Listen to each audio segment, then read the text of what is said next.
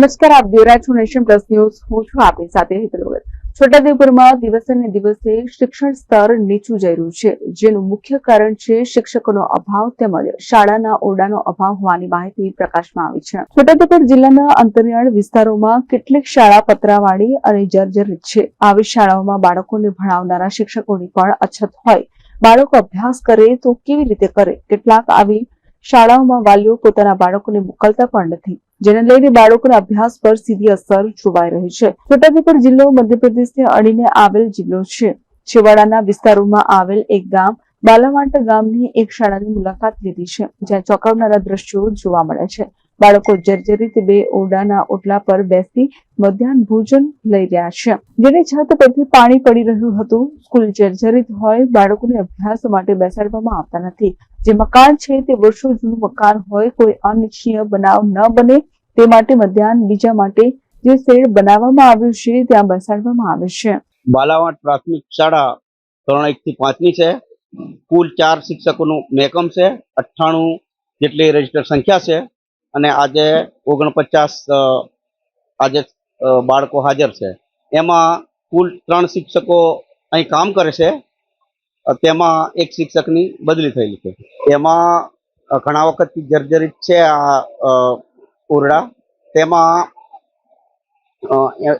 એના આચાર્ય દ્વારા ફાઇલ જિલ્લામાં પહોંચાડેલી છે, પરંતુ કંઈ મંજૂર થઈને આવેલ નથી। તો ફરી બીજી ફાઇલ બનાવવા એમને જણાવેલ છે આચાર્યને। એમાં આ શેડમાં વ્યવસ્થા કરેલી છે, એટલે ત્યાં બેસાડતા નથી, પણ વૈકલ્પિક વ્યવસ્થા બીજી શિક્ષક તરીકે ગામમાં બીજી કોઈ વ્યવસ્થા નથી, એટલે આ રીતે મધ્યાહન ભોજનનો શેડ છે, એમાં બેસાડીને શિક્ષણ કાર્ય કરાવે છે, એટલે ત્યાં નથી બેસાડતા। પ્રાથમિક શાળા એમાં 98 બાળકો અભ્યાસ કરે છે। 2 ઓરડાઓ છે, પણ જર્જરિત હોવાથી અહીંયા મધ્યાહન ભોજન શેડ નીચે વૈકલ્પિક વ્યવસ્થા સ્વરૂપે બાળકોને અભ્યાસ કરવામાં આવે છે।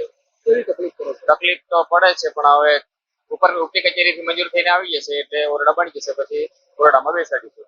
મધ્યાહન ભોજન માટે બનાવવામાં આવેલ જે શેડ છે તેની આજુબાજુ દિવાલ નથી, ફક્ત એક દિવાલ છે। તેના ઉપર બ્લેકબોર્ડ લગાવવામાં આવ્યું છે, પરંતુ 98 બાળકો કે જે 1 થી 5 ધોરણના બાળકો અભ્યાસ કરે છે તે તમામને એક સાથે બેસાડવામાં આવ્યા છે।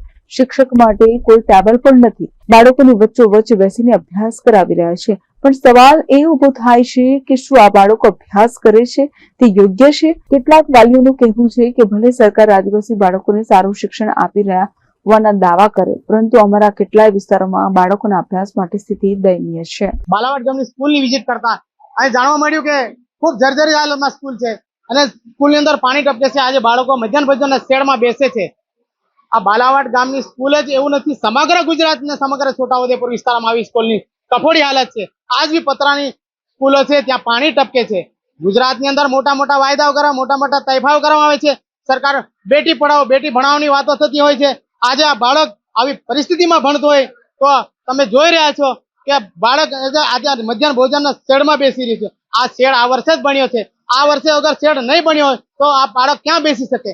આવી પરિસ્થિતિ સમગ્ર છોટાઉદેપુરની સ્કૂલોમાં, આંગણવાડીઓમાં, સમગ્ર શાળાઓમાં આ પરિસ્થિતિ છે।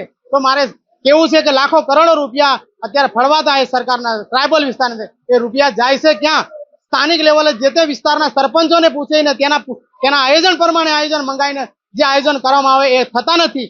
અહીંયા કમિટી બનાવી, સમિતિ બનાવી, જે લોકો ગ્રાન્ટ યોજનાઓની અંદર સમિતિ બનાવી દીધી, કમિટી બનાવી દીધી, જે લોકો ગામડાઓમાં રહેતા જ નથી એ લોકોને શું ખબર પડે કમિટીમાં રહીને કે આ વિકાસની વાતો હતી કરવાની? આ વિકાસની વાતો સાઈડમાં રહી ગઈ અને ભ્રષ્ટાચારની વાતો ચાલુ થઈ ગઈ છે। આજે રોજ બેરોજગાર તમે ચરમ સીમા પર થઈ ગયું છે। આજે ન્યૂઝ પર, પેપર પર આવે છે આ તૂટી ગયું, પુલ તૂટી ગયા। આ બધું કોન્ટ્રાક્ટરો બેદરકારી, નકલી બધું, આજે પુલ નકલી, કોલેજ નકલી, બધું નકલી, આજે પોલીસ નકલી, ગુજરાતની અંદર બધું નકલી આવી ગયું છે। તો શું થઈ રહ્યું છે પ્રશાસનને? આજે વિશ્વાસ આપીને, લોકો મત આપીને પ્રશાસનને આજે પારદર્શકતાથી જે આયોજન કરવાનું, વિકાસ કરવાનું, એની બદલે ભ્રષ્ટાચાર જ્યાં દેખે ત્યાં ખુલ્લે ભ્રષ્ટાચાર ચાલુ થઈ ગયો। છોટાઉદેપુરમાં નકલી કચેરી ચાલુ બતાવી, બધું દાબી દેવા, કરોડો લાખો રૂપિયાનો થોડીક શરમ રાખો ને। આ જે વિકાસની વાત છે આગળ તરફ ધ્યાન રાખીને કામ કરવું છે સરકારને। પછી એમ કે છે અમારા પર આક્ષેપો કરે, અરે રોજ તમે જોઈ રહ્યા છે આક્ષેપો પર કરશે ને તો શું કરશે? તમને કઈ દર્શન નહીં કરે આરતી લઈને? લોકો આ થઈ રહ્યું છે એટલે તમને કહેવામાં આવે છે. અરે આ સ્કૂલ બનવી જોઈએ ને, કેમ નહીં બનવી જોઈએ? આ બાળક ભણશે ક્યાં? સ્કૂલ નહીં ભણે તો બાળક ક્યાં ભણશે? તમે વિચાર કરો. Rehan Patel, nation plus news, Chhotaudepur. સમાચારોના સતત અપડેટ મેળવવા માટે અમારી નેશન પ્લસ ન્યૂઝની યુટ્યુબ ચેનલને સબસ્ક્રાઇબ કરો, બેલ આઇકન દબાવો અને જોડાયેલા રહો ફેસબુક, ઇન્સ્ટાગ્રામ અને ટ્વિટર પર.